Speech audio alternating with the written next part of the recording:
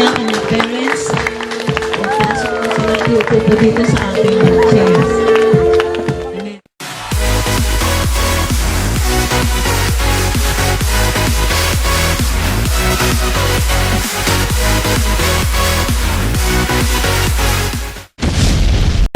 Si Carla, happy birthday. 18th niya ngayon. 18th birthday. Happy birthday, Carla. Alright, so magandang Sunday afternoon sa lahat ng mga delivers natin. And sa first time po tayo mapanood sa YouTube channel, thank you very much. Please subscribe, click mo na po yan doon, Gigi Sunga. Alright, so atin tayo ngayon ng debut kay Carla. Hi Carla, happy 18th birthday sa'yo. God bless kapatid sa iyong journey sa buhay. Life is beautiful. Remember that. Maraming magandang bagay na mangyayari sa buhay mo na inihanda na ni Lord long before pa na bago ka isilang. So, nandyan na yan. So, naka-prepare na. All you just have to do is take your turn. It might be your turn. Alright? Kasi, di ba pag tininan mo, in-analyze mo yung paligid mo, may mga kapamilya ka na naging successful. May mga old friends ka na naging successful. May mga classmates ka na nung elementary, high school, college na naging successful na. Di ba? At may mga kapitbahay ka na may yaman na sila ngayon. Nagawa na yung gusto nila sa buhay. They are driving their own car. They have their own business. And it seems na masaya sila. It seems but at least they are successful. Di ba? So, itong tanong ko sa'yo ngayon. Baka today or this time, eto na yung turn mo. It's your turn. It's your turn to be successful. Who knows, di ba? Baka ito na yung chance mo. Baka ito na yung panahon na nakalaan sa'yo na para ka maging successful. Ito, di paano ko ba malalaman? Ano ba yung mga steps, okay? There are 4 steps na sinulat ko ngayon. Ang bilis natin mag-isip, no? In fairness. Hindi. Alam nyo, what's so hard for me is sa pagbablog, magsulat ng content. That's why I surrounded myself with this books, nood ng YouTube, talk to people, yan. So, makinig ng music. Minsan music lang, meron tayo nakukuha, di ba? Magbasa tayo ng Bible and everything. So, diyan tayo kumukuha ng mga inspiration natin to write our content. Okay, so ngayon nakasulat na tayo. Imagine, kabibihis ko, nakirinig ko lang yung kanta eh.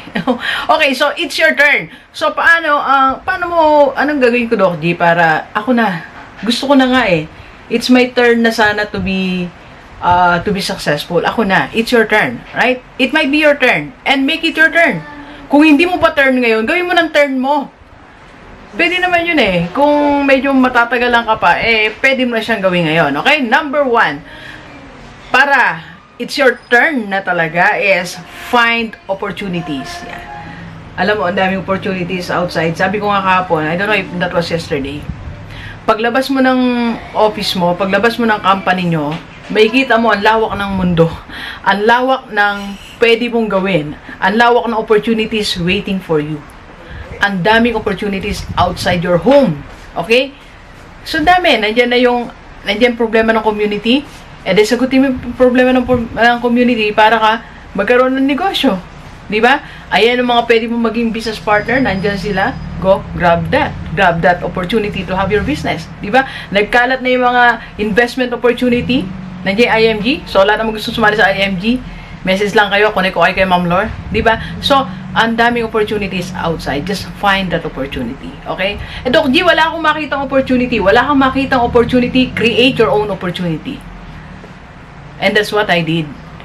Sarili ko, kinreate ko ang aking opportunity. Kasi as a principal, ano pang pwede kong gawin? As the Dean of Academic Affairs.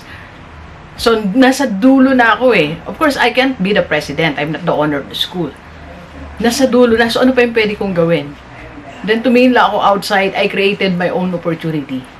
So, nakita ko, nandyan yung e-commerce, nandyan yung trend, nandyan ang internet, nandyan ang YouTube. Nandito yung mga tao sa paligid ko na they are waiting for me na para i-coach ko sila. So, I created my own opportunity. So, nag-coach ako. Nakita ko rin opportunity na ito, maraming schools na or companies na ilan speakers. I think sa Bataan, parang 2 lang kami speakers. Or 3. If I'm not mistaken. Kasi iba, baka hindi ko lang na-meet. Okay? So, ito na opportunity.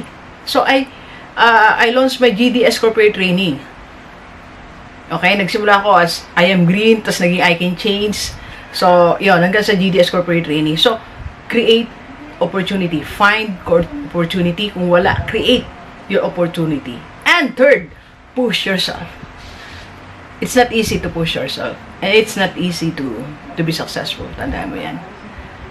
Pero kung gusto mong turn mo na, ako naman, di ba? Ako naman ang maging successful. Push yourself.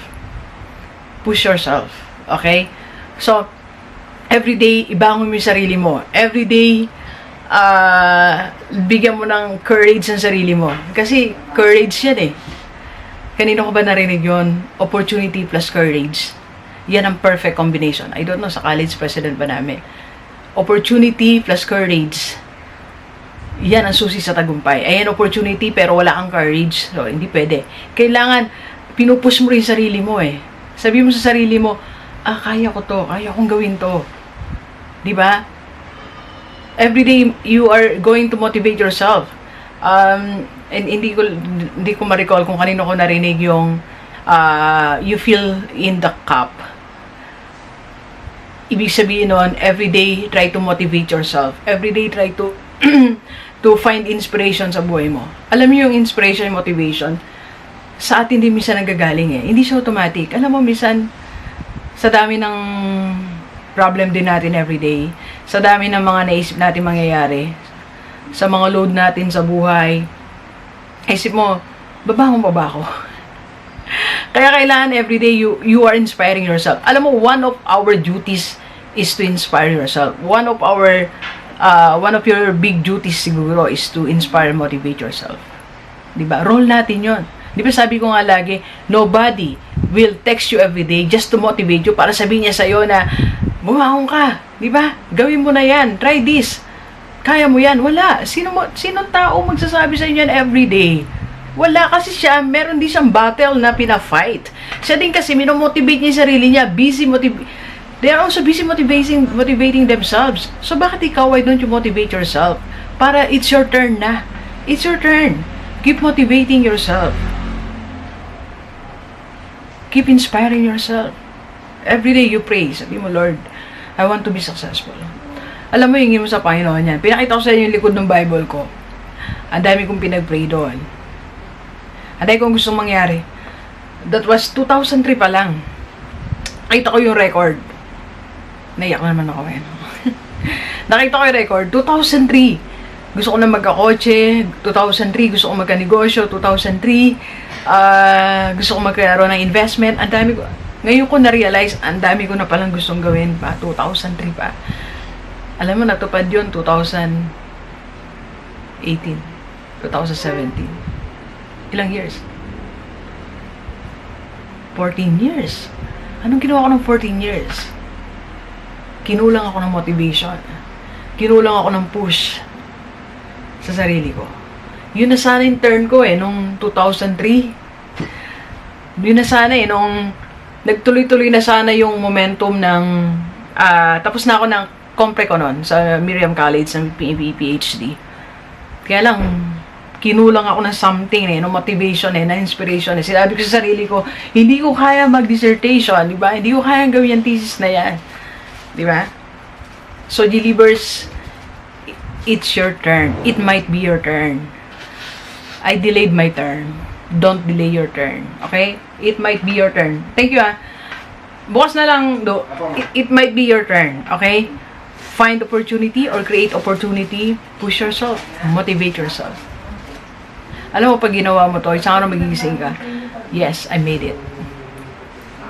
Alam mo, kanina lang kausap ko yung nanay ko. Naiyak daw siya. It's time na napapanood niya ako sa YouTube channel. Naiyak daw siya. It's time na nakita yung mga pictures ko. Rockstar. Sobra. So, ako din naiyak eh. Salamat na lang kay Lord kasi sa lahat nagbigay nito. Sa lahat. Galing kay Lord lahat yan. Sabi ko, 3 years ago, dapat turn ko na. Tama na yung years na wala akong ginawa, di ba? I delayed my success for 14 years, 20 years. Okay? So, kung gusto mo pang natulungan kita, I can be your wealth coach. Tawag ka lang sa akin. I'm doing online personal coaching.